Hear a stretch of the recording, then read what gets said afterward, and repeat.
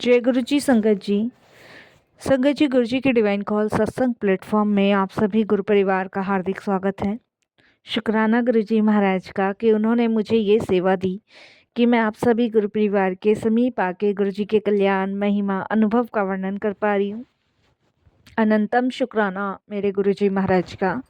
संगत जी, आज का जो सत्संग मैं आप सभी के साथ शेयर कर रही हूँ, समीर अंकल का सत्संग है। ये बहुत प्यारा और ब्लेसिंगफुल सत्संग है। मेरी विनती है आप सभी गुरु परिवार से कि सत्संग को आप अंत तक सुने, ध्यान से सुने, पूरा सुने, क्योंकि सत्संग का मतलब होता है सत्य का संग, और सत्संग की प्राप्ति जब ही होती है जब गुरु कृपा होती है। तो प्लीज़ सत्संगत जी बिना स्किप किए सत्संग को बड़ी श्रद्धा भाव से अंत तक सुनिएगा। इसके अलावा अगर आप भी अपने सत्संग अनुभव शेयर करना चाहते हैं तो हिंदी में साफ राइटिंग में आप अपना सत्संग लिख कर हमारी जीमेल आईडी पर सेंड कर सकते हैं, ताकि आपके द्वारा सुनाए गए सत्संग से जो भी गुरुजी महाराज की नई जुड़ने वाली संगत होगी उन्हें गुरुजी के कल्याण महिमा अनुभव के बारे में ज़्यादा से ज़्यादा पता चलेगा। सत्संग आपको पसंद आए तो आप इसको लाइक कीजिए, चैनल को सब्सक्राइब कीजिए, वीडियो को ज़्यादा से ज़्यादा संगत में शेयर ज़रूर कर लीजिएगा और बेल आइकन दबाना बिल्कुल भी नहीं भूलिएगा। जब भी कोई लेटेस्ट सत्संग आएगा उसका नोटिफिकेशन आपके पास आएगा। तो चलिए संगत जी, चलते हैं गुरुजी महाराज के सत्संग की ओर। सत्संग शुरू करने से पहले करते हैं गुरुजी का मंत्र जाप।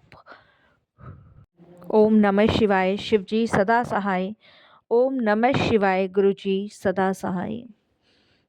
जय गुरु जी संगत जी। संगत जी, सबसे पहले गुरु जी महाराज के चरणों में कोटि कोटि नमन। सारी संगत जी को जय गुरु जी। गुरु जी के पवित्र मंत्र जाप से ही मैं अपने सत्संग की शुरुआत करूंगा। ओम नमः शिवाय, शिव जी सदा सहाय। ओम नमः शिवाय, गुरु जी सदा सहाय। संगत जी, वैसे तो हम सभी का रिश्ता गुरु जी से सदियों पुराना है। यहाँ पे कोई भी नहीं जानता कब से हम लोग गुरुजी से जुड़े हुए हैं, ना आपको पता ना मुझे पता, क्योंकि हम महाशिव के वो गण हैं जो सदैव उनके साथ रहते हैं और वो परछाई बन के हमारे साथ रहते हैं हमारा कल्याण करने के लिए। संगत जी, मैं अधिकतर सत्संग सुनता रहता हूँ और सत्संग के माध्यम से गुरुजी मुझे कोई ना कोई हिंट देते हैं, कोई ना कोई मेरा कल्याण करते हैं, कोई ना कोई मेरा कष्ट काटते हैं और कोई ना कोई मेरे जीवन में आ रही दुविधाओं को मुझसे दूर करते हैं। संगत जी, काफ़ी लंबे टाइम से मुझे मेरे काम में प्रॉब्लम चल रही थी, बहुत लंबे टाइम से। और इसके अलावा संगत जी, मेरे पास कर्जा भी बहुत था। मैंने 2019 में संगत जी एक घर ख़रीदा था और उसकी वजह से मेरे पे कर्जा बहुत हो गया था, जिसे चुकाने में मैं असमर्थ था। और जिनसे मैंने कर्जा लिया था वो मुझ पे बहुत ज़्यादा प्रेशर डाल रहे थे, तो मैंने अपने नए घर के जो कागज़ थे वो गिरवी रख के उनका कर्जा चुकाया। सोचा ये था कि कुछ टाइम बाद मैं कर्जा चुका दूंगा, और हुआ ये संगत जी कि धीरे धीरे कर्जे पे कर्जा चढ़ता रहा, ब्याज लगती रही। उसके अलावा संगत जी, लॉकडाउन बीच में आ गया। लॉकडाउन जब बीच में आया तो उस टाइम पीरियड में मैं अपना कर्जा नहीं चुका पाया, और कोरोना के टाइम पे, कोविड के टाइम पे मेरा काम भी बंद पड़ा था। और जब कोरोना ख़त्म हो गया तब मेरा काम पूरी तरह पिट चुका था। हम सभी जानते हैं संगत जी, कोरोना की महामारी में हम लोगों का समय काटना कितना दुर्लभ हो रहा था, और हम ये भी जानते हैं कि कोरोना के टाइम पे हमारी कितनी दुर्गति हो रही थी।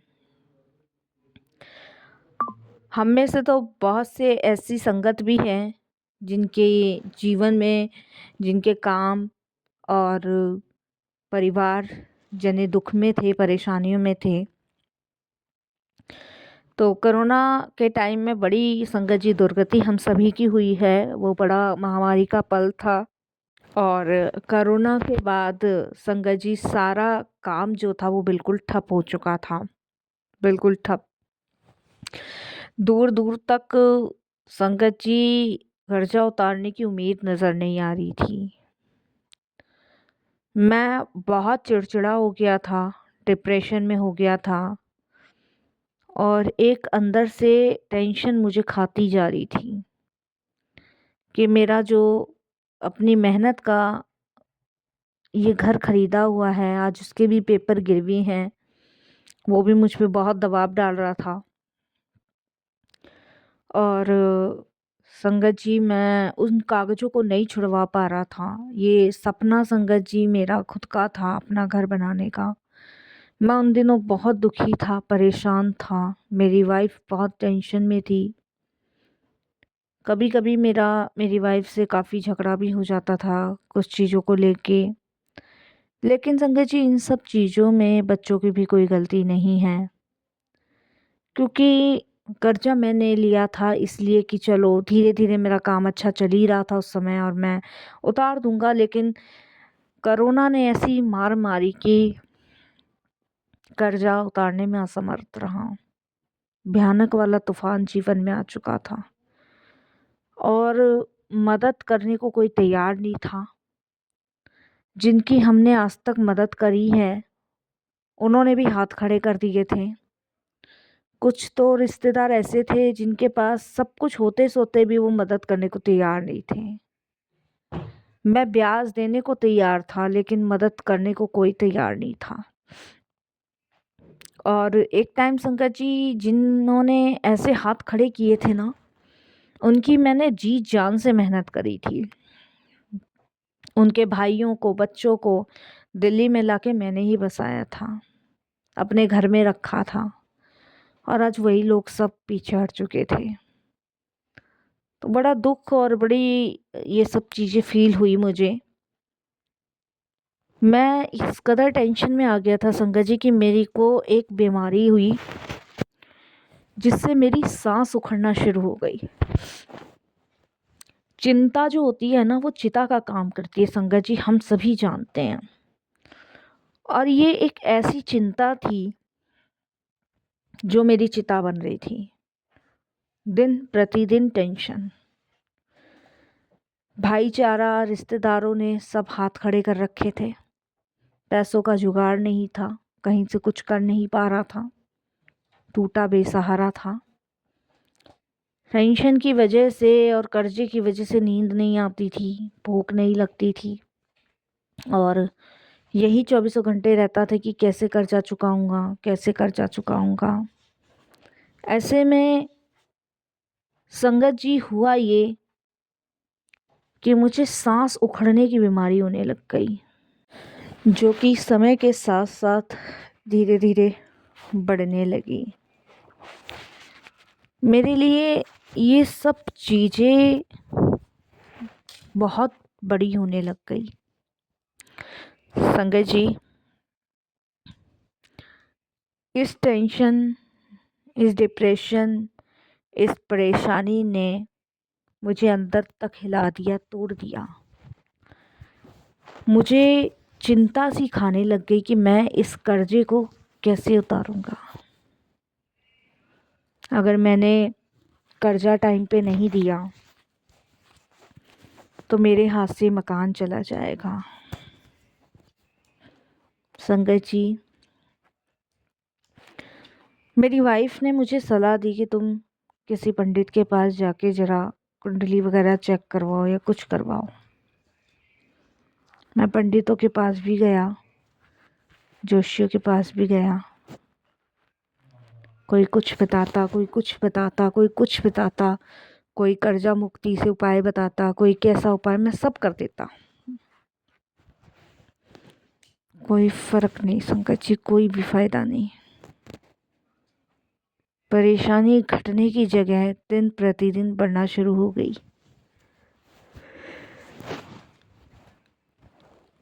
और मैं पूरी तरह संगत जी टूट चुका। एक रात संगत जी मेरी तबीयत बहुत ज़्यादा ख़राब हो गई। मेरी सांस उखड़ गई, मुझे सांस लेने में बहुत दिक्कत। हॉस्पिटल ले जाया गया, डॉक्टर्स ने एडमिट किया, आईसीयू में रुका और डॉक्टर ने कहा अगर ऐसे ही इनकी सांस उखड़ती रही तो बचने की संभावना कम हो सकती है। मेरे लिए बड़ी चिंताजनक बातें थी क्योंकि टेंशन ख़त्म होने का नाम ही नहीं ले रही थी। मेरी वाइफ ने बहुत मुझे समझाया कि फ़िक्र मत करो, भगवान कोई ना कोई रास्ता ज़रूर निकालेंगे। लेकिन कब निकालेंगे? क्योंकि संगत जी ये घर मेरा सपना था। मेरे माँ बाप ने पूरी ज़िंदगी किराए पे काट दी, लेकिन मेरे पिताजी कभी घर नहीं बना पाए। मैंने अपने ही दम पे घर और एक कारोबार शुरू किया, आज मेरे हाथ से जा रहा है। मैं टेंशन में आ गया था, बहुत ज़्यादा आ गया था। तब संगत जी मेरे यहाँ एक काम करने वाला मेरा एक वर्कर है, उसकी वाइफ गुरुजी की संगत में है, वो गुरुजी को बहुत मानती है। उसने मुझे बोला कि आप गुरुजी के पास चलो। मेरी वाइफ एक गुरुजी को मानती है, बहुत शक्ति है, बहुत वहाँ पे मतलब हर एक चीज़ों का सल्यूशन है, उन्होंने मुझे बताया। मेरी वाइफ बोली एक बार यहाँ भी जाके देख लो। मेरे भी दिमाग में आया, हर जगह गया हूँ तो यहाँ भी चला जाता हूँ। मैं गया, मैंने कदम रखा, शांति, बहुत शांति का एहसास हुआ। मैंने पहली बार ऐसा दरबार देखा संगत जी, जहाँ कोई चढ़ावा नहीं, जहाँ कोई स्वार्थ नहीं, जहाँ सिर्फ सुकून। आप जानते हैं ना संगत जी, कोई कोई जगह ऐसी होती है जहाँ पे शांति मिलती है और इतना सुकून मिलता है ऐसी जगहों पे कि आने का मन ही नहीं करता। या तो रह जाओ या बार बार उधर जाओ। ऐसा सुकून मुझे महसूस हो रहा था उस दरबार में। मैंने संगत जी वहाँ पे हाथ जोड़ के माथा टेका और कुछ कह के नहीं आया, लंगर करके आ गया।